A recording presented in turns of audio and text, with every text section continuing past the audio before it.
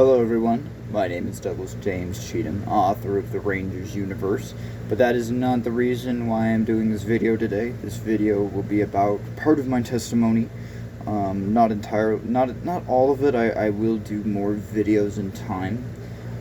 I do apologize if there is going to be noise background or if my speaking will be broken up. I'll be honest. In trying to do this, I just did an 11-minute video that was then interrupted because Satan does not want me to do this. He does not want me to share this with the world or the things that I'm about to tell you. Period. I am living proof that God exists, that God is merciful, and that His grace overflows. It's right here, my hat. See a hole in it. That is how close I was to death during my possession, which I will describe to you, and I will tell you as close as I can in detail. I cannot do any hand motions, for I was instructed by my Lord and Commander that I cannot. They're evil. They're evil. 100%. And so we're going to go through this, and I'm going to try to be a little more concise in my last video. I was already 11 minutes in, and I hadn't really gotten as far as I should have. So, first off, for years, I was a proclaimed Satanist. I listened to Satanist music, hundreds of hours of it. I bowed and I prayed to the devil himself. I gave up my soul. Honestly, I said the words, I do not believe in God, and I did not wish to go to heaven in any way. This was because I was angry. Years before, I had lost my faith, but I could not discount the existence of God. I was raised a Seventh-day Adventist. I don't know if you know a lot about Seventh-day Adventists, but they do believe about a literal war in heaven. And the seventh-day Sabbath is the biggest thing. And so I worship on Saturday. And I believe that God has not changed the day of worship. It is started from creation. It was reaffirmed at Sinai with the commandments. And Jesus himself later, in his words, reconfirmed it. I've been through the Bible now from front to back. If you go to my webpage, the rangersuniverse.com/dedication, or you can just get there via rangersuniverse.com, you'll see a few links. You will see my core beliefs, but the big one that I have done in the past year is go through the entire Holy Bible done by John Sherberg and James Earl Jones. It is absolutely amazing. And after I went through it, the core beliefs that I have, I would never change, and I feel that I can back them up 100% through the Bible. Now, that is going to be other videos, and I will gladly talk about that later. This one I want to get through because it is a very difficult one. Just over a year ago, I made a horrible mistake. I was a Christian when I did this. I was 100% sober. But I professed to speak about God, to know God, and yet I did not study His Word. This was one of my core mistakes, one of the big errors that I did. The next one is I told someone, I misrepresented God. I misrepresented that her husband would be in heaven. Her husband hated heaven, hated the concept of God, hated the concept of original sin, thought it was just a horrible, miserable thing, that anything like that could even exist. And if he were alive, he would dispute the claims of ever even wanting to be there at all. And so this is why what was allowed to happen to me happened. It was because of my error, my true error. So here's what I did and why I did it.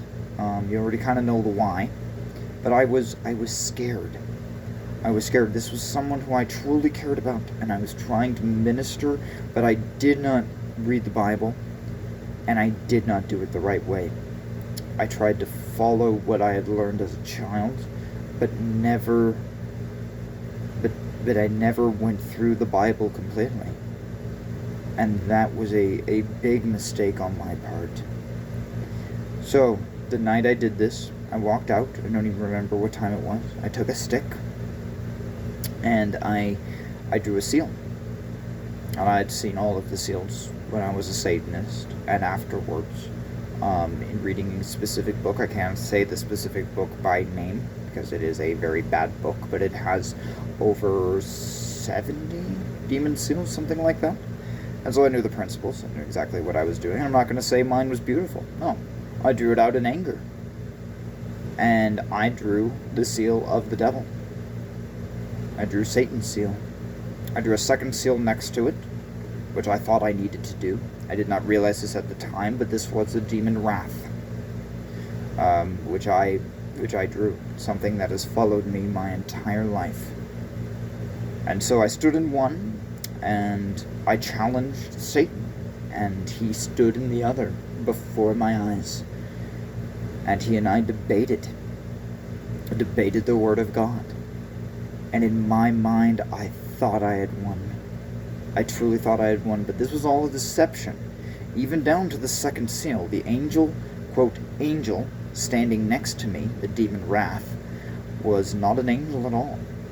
It was merely another way to suck me in. And so I watched them. I watched Wrath in his, quote, righteous anger. Really, it was just hatred. Grabbed Satan and threw him against a wall with a might and power that I have never seen.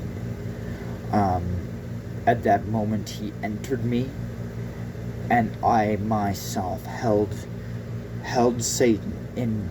I lifted him. I lifted the devil himself up. The power, the absolute strength that was given to me was incredible. I am a weak man. I am small, reasonably small, and my entire life I have dealt with extreme joint displacement. So even now, I generally walk with a limp. It is because all of the joints in my body go back and forth. During my possession, this was not the case whatsoever. I had strength that I have never had in my life. I had confidence, and I had pride that I had never had, even in my points of extreme arrogance.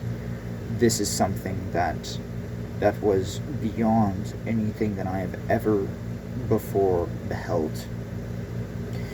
And so that night, the opening of it, my mind shot through space. It literally left my body, and I flew through space. I was told by this demon that I could fly. I could fly, and all I had to do was say a word, and they would lift me from one place and put me in another. I never said the words. I never tempted that theory because I knew it was real. I was told that I could hold up my hands and that I could smite them with the power of darkness itself. I wrote in their language, and I did it, and how you write in their language, you write just basically with your mind. I held out my hand in a specific manner. I moved it across, and lettering circled. Gold lettering circled. I don't know if you've ever seen Babylonian writing, but it's very similar to that. Not the same though, but it is circular, and it just spins in gold. The next big one, and this one was one of the most profound things that I will never ever forget. I was in a small room, and there were bookshelves all around me. The bookshelves, all the books, they disappeared, and on them were heads, about like this. Now I could not see the faces, but I could feel the presence of people. I knew that many of them were people of power. Some were religious leaders, some were my friends, people who I knew, who professed to be Christian. And I personally, with the demon inside me, I addressed them. I can't even tell you what I said, but it was that of pride. I spoke of God, I spoke of a war, but I did not speak of the Most High. I did not speak of Jesus. When I spoke of God, it was that of Lucifer. It was not that of the living God, the God of Abraham, Isaac, and Jacob, my king and commander. It was that of evil. It was meant to seem as if I was talking about God.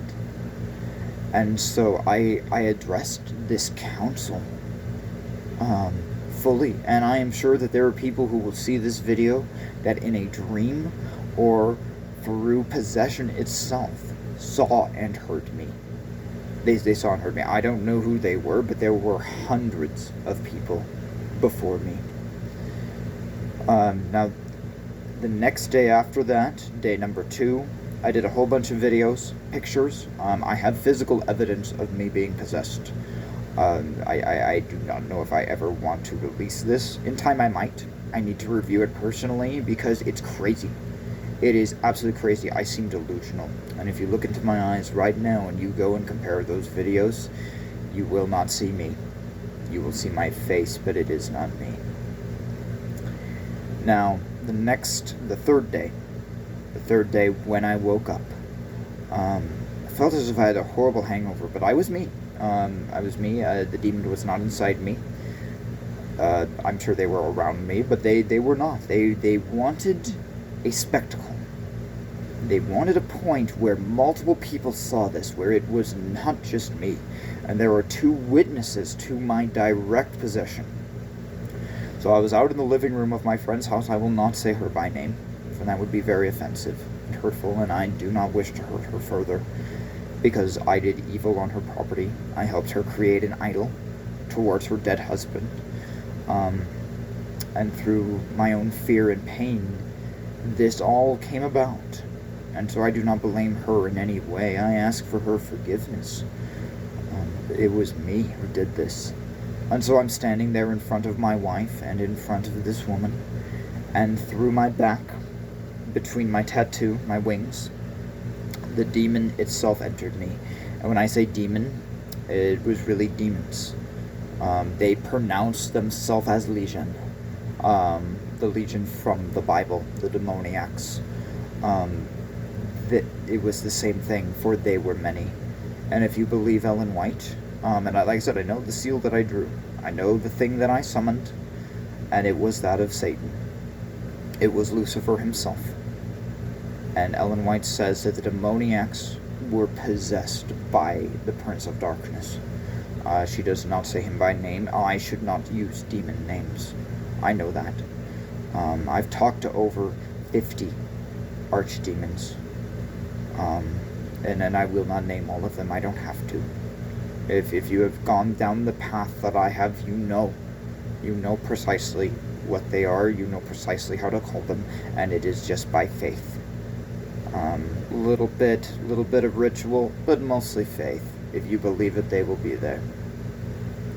And so I was possessed, and when it went through my back, I was 100+ yards from the seal I drew, nowhere near it. I did not say any words. I was just standing there. I just stood, and when it entered me, I truly stood up straight. The scoliosis in my back was gone. I felt more pride than I have had in my entire life. I took off my shirt, and I looked down upon the 2 sitting to my right. And I told them that the time of the Lord's coming was at hand. And that I believe I said that they were sinners. I then called my mother, and I asked her to put it on speaker so I could chastise the church that they were at. Luckily she did not. Because I called them weak and hypocrites for sitting in a building when Christ was about to come. Absolutely horrible. I ran out of the house. I went down to the road. I took my brass knuckles. I threw them over. I still had my spear. My spear went with me. And, sorry, my computer screen is now acting up, and I'm just going to turn it off. Everything today, honestly, Everything today has gone against this video. I should have done this video 2-3 weeks ago. Um, but down to my cat. Down to my cat just keep meowing. This is now the third round that I have tried to do this, and Satan is trying to stop me from telling you things. It's trying to make it more difficult, but I'm not going to stop, no matter how many times it takes. So, I threw my brass knuckles, threw my spear over this tall fence, and in the past 2 days, I mean, I had been all over this property, all over the property. I knew every inch of it, and I rolled underneath the fence. I took my spear, I went up, I shoved it in the ground, and that's where my hat got this. I took my hat and went boom, it's just straight through the center of the spear. And I'll just let it sit there for a second. And I turned around and I looked at Pocatello itself, the town I was in, Pocatello, Idaho, and I yelled. Oh, I yelled at the top of my lungs, and I am not sure who heard me, but if they had heard me, they would have been scared to death. I chastised all of them for their sin and for their iniquity, which was wrong, so wrong. I then stood there, I grabbed my spear, and I put it right here against my throat, and some days I don't have a scar, but I can still feel where the blade hit. And I wanted to die. Truly, I begged God for death. And it was not just the demon speaking that, but deep down, because I could see it. I saw every bit of it, but I had no control over my actions. And so me personally, I wanted to die. I asked God. But God basically said no, and would not allow the demon to do the final thrust. Now, I know that if the police had come whatsoever, just as the demoniacs in the Bible, they would not have stood a chance. The strength that I had with just my fists. Not to mention what I told you earlier, that I could have held up my hands, and the demon told me that I could have literally fired almost like lasers. The darkness. Confusion, all of the powers were before me. That when I looked out on Pocatello, the first night, something that I kind of forgot, when the angel, quote, I say angel because he represented himself as an angel, but Wrath was no angel, he was a demon. They called me general, and I had 10,000 demons at my command. 10,000 before me. And he said, command them, for they will follow your word and what you wish to do. I told them to stand guard. That was it. I didn't wish to commit any evil. Not at that time.